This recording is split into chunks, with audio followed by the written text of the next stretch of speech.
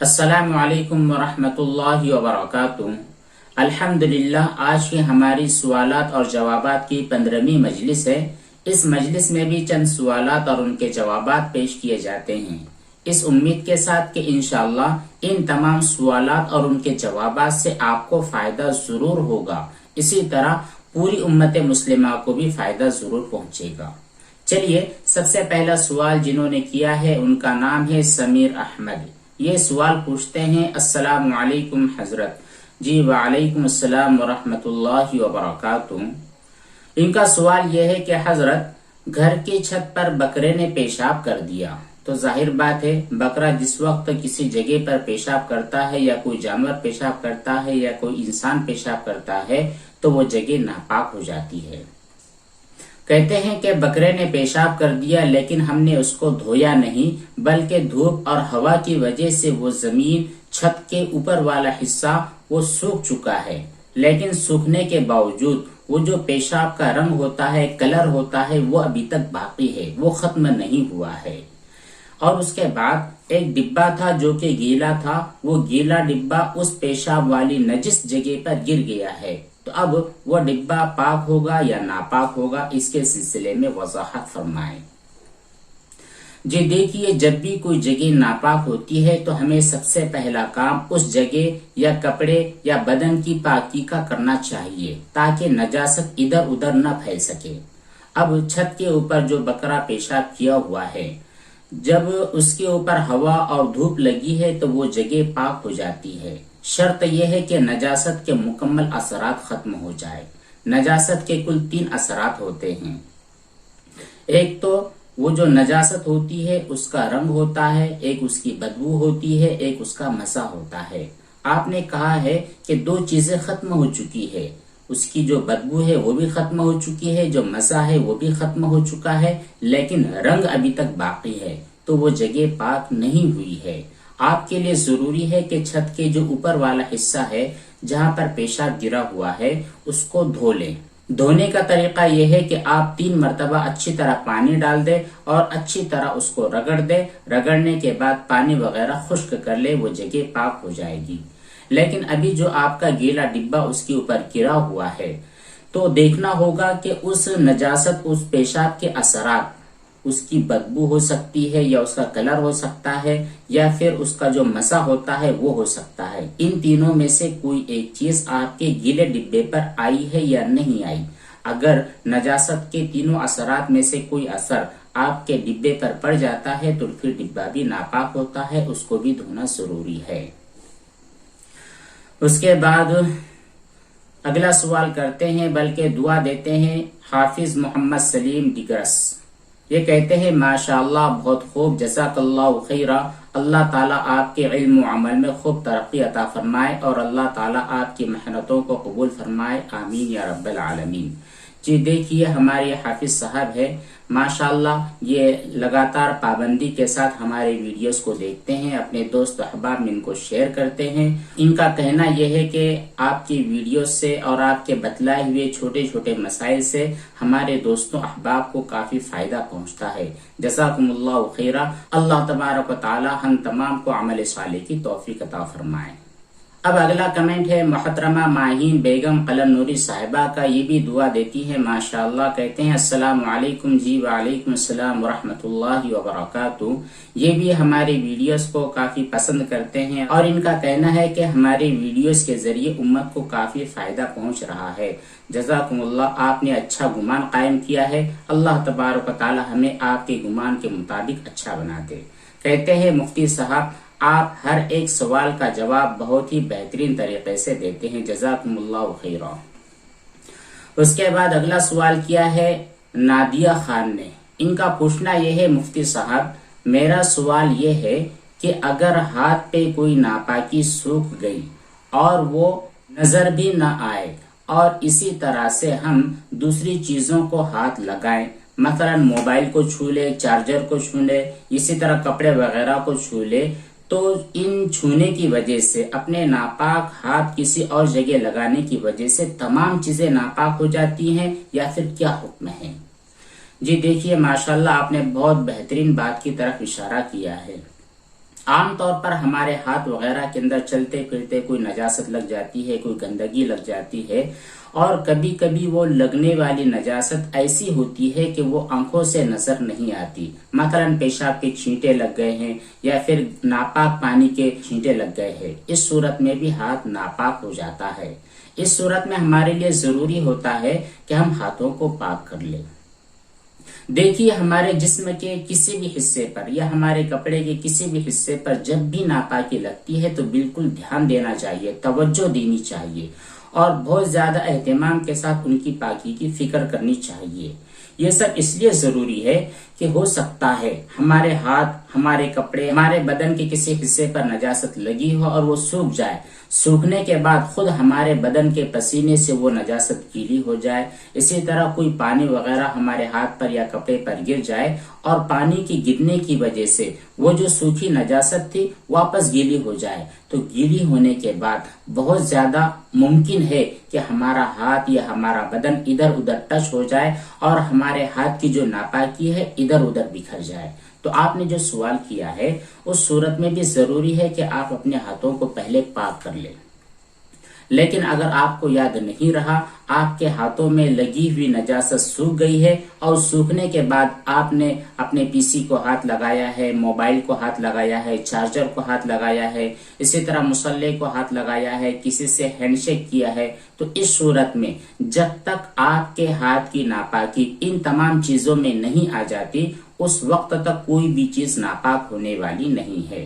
ہاں، اگر آپ کے جسم پر پسینہ وغیرہ آ گیا، ظاہر بات ہے آپ کے ہاتھ میں موبائل ہے اور موبائل ہاتھ میں ہونے کی وجہ سے آج کل چونکہ گرمی کے ایام ہے، ہیٹ بہت کثرت سے ہے، موبائل بھی گرم ہو جاتا ہے، تو ظاہر بات ہے پسینہ آ جاتا ہے۔ تو اس صورت میں اگر آپ کے ہاتھ کی ناپاکی موبائل وغیرہ پر لگ جاتی ہے تو اس صورت میں وہ موبائل اور دوسری تمام چیزیں ناپاک ہوگی، ورنہ کوئی چیز ناپاک نہیں ہوتی ہے۔ اس کے بعد اگلا سوال کیا ہے عائشہ رفیق نے، پلیز ریپلے۔ ان کا سوال یہ ہے کہ اگر استنجا کرنے کے بعد ٹوائلٹ سے باہر آ کر یہ یاد ہے کہ باڈی کے کسی حصے پر ناپاکی ضرور لگی تھی، پر پتہ نہیں میں نے اس حصے کو دھویا ہے یا نہیں دھویا، 100% یقین نہیں ہے کہ ہم نے دھویا ہے، اسی طرح 100% یہ بھی یقین نہیں ہے کہ ہم نے نہیں دھویا ہے۔ بہرحال ان کا پوچھنا یہ ہے کہ جسم کے کسی حصے پر ناپاکی لگی ہے، یہ یقینی طور پر پتہ ہے، لیکن اس ناپاکی کو ہم نے صاف کیا ہے یا صاف نہیں کیا ہے، اس بارے میں شک ہے، تو پھر حکم کیا ہے، ہماری نماز کا حکم کیا ہے، اسی طرح وہ جگہ جہاں پر ناپاکی لگی ہے اس جگہ کی پاکی اور ناپاکی کا حکم کیا ہوگا۔ جی دیکھیے، اس صورت میں دو چیزیں ہیں۔ پہلی چیز تو یہ ہے کہ آپ کو ناپاکی لگنے کا یقینی طور پر علم ہے، 100% آپ کو یقین ہے کہ فلاں جگہ پر ناپاکی لگی ہے۔ اب دوسری چیز یہ ہے کہ آپ نے اس ناپاکی کو صاف کیا ہے یا صاف نہیں کیا، اس کے بارے میں شک ہے۔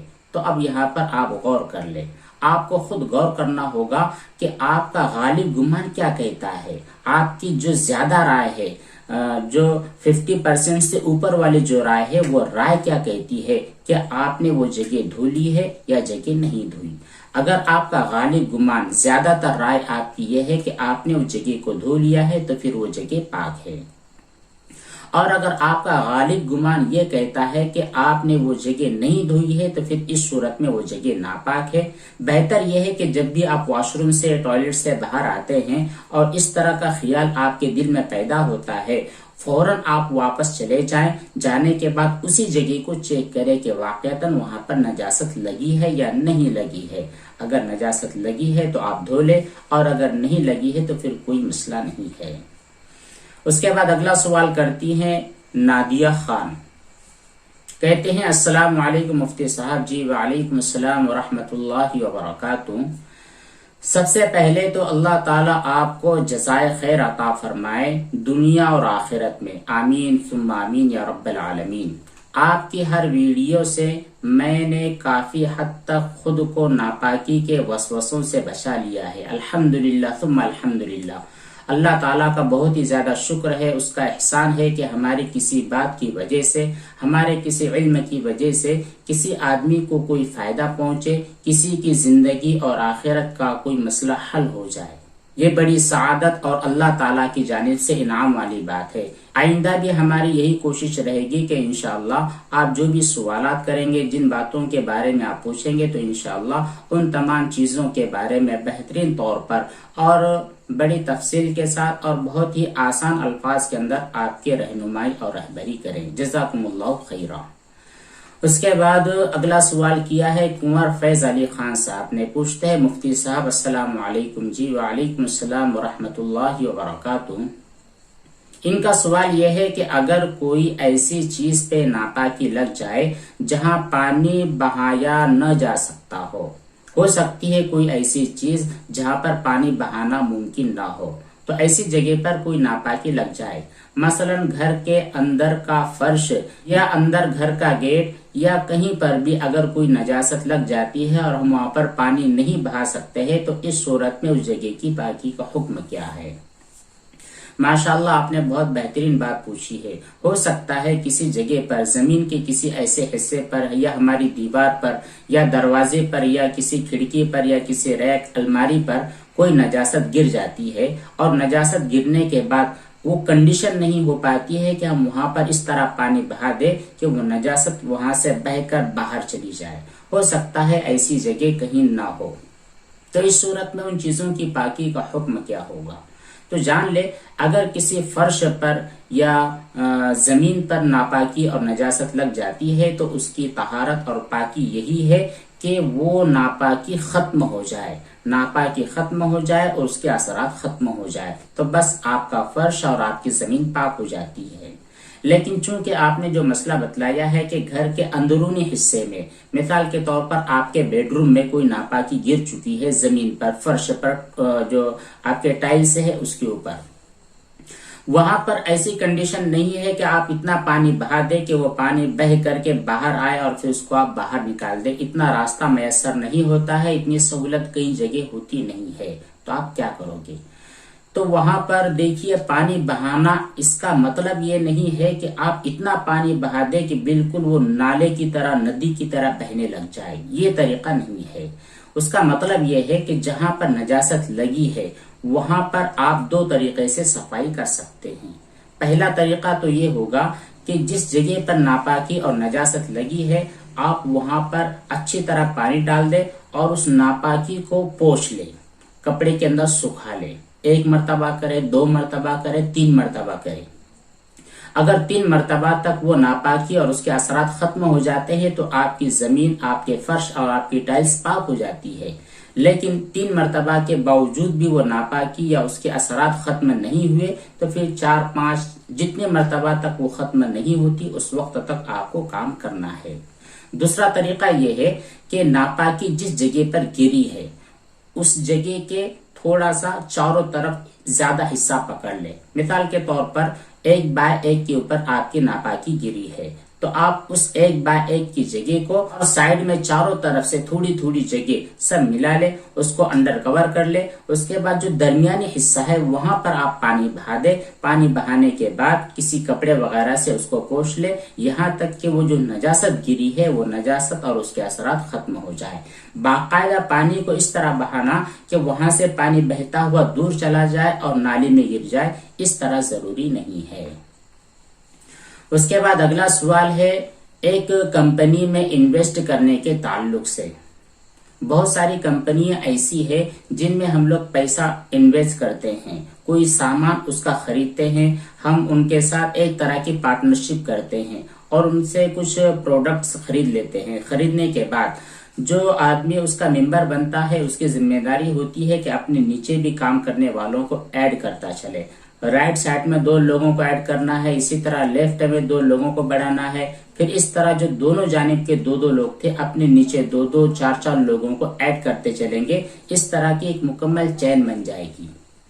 تو اس کمپنی کے پروڈکٹ خریدنے اور اس میں انویسٹ کرنے، اسی طرح ان کے ممبر بننے کے تعلق سے سوال کیا ہے عزیزم مولانا حسن صاحب مفتاحی شولہ پوری نے کہ کیا ہم ایسی کمپنی میں حصہ لے سکتے ہیں، ان کے ممبر بن سکتے ہیں یا نہیں؟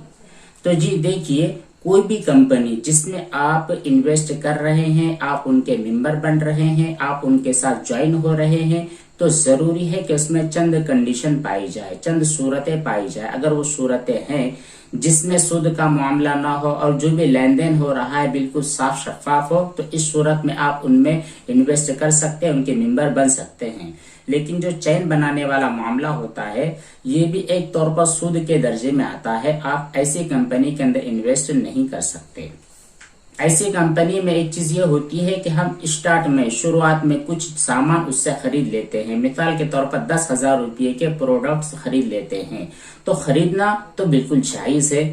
آپ خریدنے کے بعد وہ جو سامان آپ نے خریدا ہے 10,000 کا، یہ آپ کسی اور سے بیچ سکتے ہیں یا خود اپنی شاپ میں اس کو لگا سکتے ہیں، اپنے اعتبار سے اس کی قیمت طے کر کے آپ بیچ سکتے ہیں، اس میں کوئی حرج نہیں ہے۔ البتہ آپ نے سامان خریدا، اس کے بعد خریدنے کے بعد اپنے ساتھ 2-3 لوگوں کو اور ایڈ کر لیا، دائیں طرف سے ایڈ کر لیا، بائیں طرف سے ایڈ کر لیا، تو اس صورت میں جو چین چلتی ہے اس طرح کی چین کا بنانا، ممبرز کو بڑھانا، اور ممبرز بڑھانے کے بعد وہ جتنے ممبر ایڈ کرتے چلیں گے ان تمام کا بینیفٹ آپ کو ملتا رہے گا، یہ تمام چیزیں شرعی اعتبار سے درست نہیں ہے۔ ہاں، جس ایک بندے کو آپ نے کمپنی میں جوائن کروایا ہے تو جوائن کروانے کے بعد ایک مرتبہ متعینہ مقدار میں رقم اگر آپ کو ملتی ہے گفٹ کے طور پر، ہدیے اور تحفے کے طور پر، تو آپ لے سکتے ہیں۔ لیکن کمپنیوں کا رول ایسا ہوتا ہے کہ آپ ایک فرد کو ایڈ کرتے ہیں، پھر وہ ایک کو ایڈ کرتا ہے، اسی طرح جو چین بنتی چلی جاتی ہے، تو نیچے سے لے کر آپ تک جتنے بھی لوگ ایڈ ہوتے چلے جائیں گے، وہ جتنا بھی کام کرتے چلے جائیں گے، ان تمام کا بینیفٹ آپ کو ملے گا۔ تو یہ سود کا معاملہ ہوتا ہے۔ تو ان لوگوں کی محنت کی وجہ سے جو آپ کو پیسہ ملتا ہے، رقم ملتی ہے، تو یہ سودی کاروبار ہو چکا ہے، یہ سودی آپ کو فائدہ ہو رہا ہے، جس میں آپ کی کوئی محنت نہیں ہے، محنت کرنے والے دوسرے لوگ ہیں۔ دیکھیے، شریعت میں ایک اصول یہ ہے کہ آپ کو جو بھی پیسہ مل رہا ہے وہ اس کنڈیشن پر جائز ہے کہ اس کے پیچھے آپ کی محنت لگی ہو۔ اگر آپ کی محنت لگی ہے تو آپ کے لیے وہ رقم، اس کا منافع لینا جائز ہے۔ اور اگر کسی رقم کے پیچھے جو آپ کو مل رہا ہے، کوئی فائدہ آپ کو مل رہا ہے، اس کے پیچھے آپ کی کوئی محنت لگی نہیں ہے، تو اس صورت میں وہ فائدہ لینا، وہ نفع اٹھانا آپ کے لیے درست نہیں ہوتا ہے۔ تو یہ کمپنیاں ایسی ہوتی ہے جن میں پہلی بات تو آپ کو انویسٹ نہیں کرنا چاہیے۔ یہ جو کمپنیاں ہیں لمبے ٹائم تک نہیں چلتی ہے، کہیں نہ کہیں آپ کی رقم لے کر غائب ہو جاتی ہے۔ بہتر یہ ہے کہ آپ اس طرح کی کمپنیوں میں انویسٹ نہ کریں۔ اور اس کے بعد اگلا سوال کرتے ہیں محترم جناب ریاض لاری صاحب، پوچھتے ہیں السلام علیکم۔ جی وعلیکم السلام ورحمۃ اللہ وبرکاتہ۔ ان کا سوال یہ ہے کہ اگر ہم کبھی گھومنے پھرنے کے لیے کشمیر یا منالی وغیرہ جائیں اور جب ہم نے وہاں پر ویڈیو شوٹنگ کی ہے، اس ویڈیو میں جنت اس طرح کا لفظ کہ جنت لکھ دیا ہے، تو پھر اس طرح کا جنت لکھنا جائز ہے یا جائز نہیں ہے؟ جی دیکھیے، بہت اچھی بات ہے۔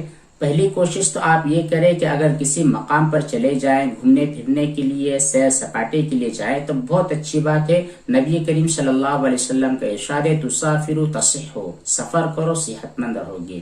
سفر کرنا، گھومنا پھرنا، اپنے بال بچوں کو گھمانا، اپنے گھر والوں کو گھمانا، ان کے ساتھ وقت سپینڈ کرنا، یہ سب بہت اچھی چیزیں ہیں، ماشاءاللہ یہ کام کرنا چاہیے۔ لیکن جب بھی آپ سیر سفر میں جاتے ہیں تو بہتر یہ ہے کہ وہاں پر آپ تصویر کشی نہ کریں، لوگوں کی تصویر کشی نہ کریں۔ آپ خوبصورت مناظر کے فوٹوز لے سکتے ہیں، ان کے ویڈیوز بنا سکتے ہیں، کوئی جھرنا ہے آپ ان کا ویڈیو بنا سکتے ہیں، اور اگر آپ خود اپنا ویڈیو بنانا چاہتے ہیں تو اس صورت میں آپ کو اجازت ہے، جبکہ آپ کا ویڈیو بنانا کسی علمی اعتبار سے ہو، آپ کوئی بات بیان کر رہے ہیں، کوئی ایسی معلومات لوگوں تک شیئر کر رہے ہیں جس کی وجہ سے کسی کو کوئی فائدہ پہنچ سکے، تو اس صورت میں گنجائش ہو سکتی ہے، اجازت ہو سکتی ہے۔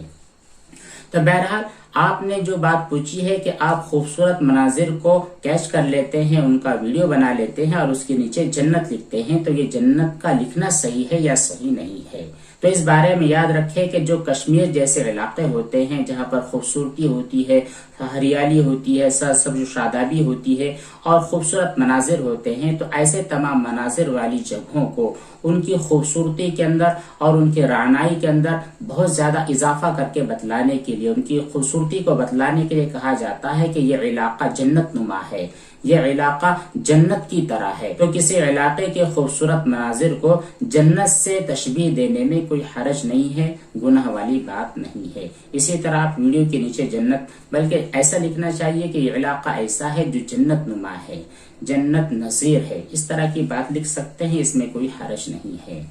یہ تھے چند سوالات اور ان کے جوابات جو آپ کی خدمت میں پیش کیے گئے ہیں، اس امید کے ساتھ کہ انشاءاللہ اس پورے سلسلے سے ہم تمام کو کافی فائدہ پہنچے گا۔ آخری گزارش آپ کی خدمت میں یہ ہے کہ جب بھی آپ کوئی سوال کرنا چاہیں تو بہتر یہ ہے کہ جو بھی سوال آپ کر رہے ہیں صاف شفاف الفاظ میں کیجیے، یعنی جو آپ کی اسپیلنگ ہو یہ اسپیلنگ بالکل صحیح ہو تاکہ سمجھ میں آئے کہ آپ کس چیز کے بارے میں پوچھنا چاہتے ہیں، آپ کے سوال کا مقصد کیا ہے۔ دوسری چیز یہ ہے کہ جب بھی آپ سوال لکھیں تو سوال کے ساتھ اپنا نام اور اپنے مقام کا نام ضرور تحریر کر دیا کرے تاکہ شخصیت واضح ہو سکے۔ اللہ تبارک و تعالی ہم تمام کو عمل صالح کی توفیق عطا فرمائے، آمین۔ والسلام علیکم ورحمۃ اللہ وبرکاتہ۔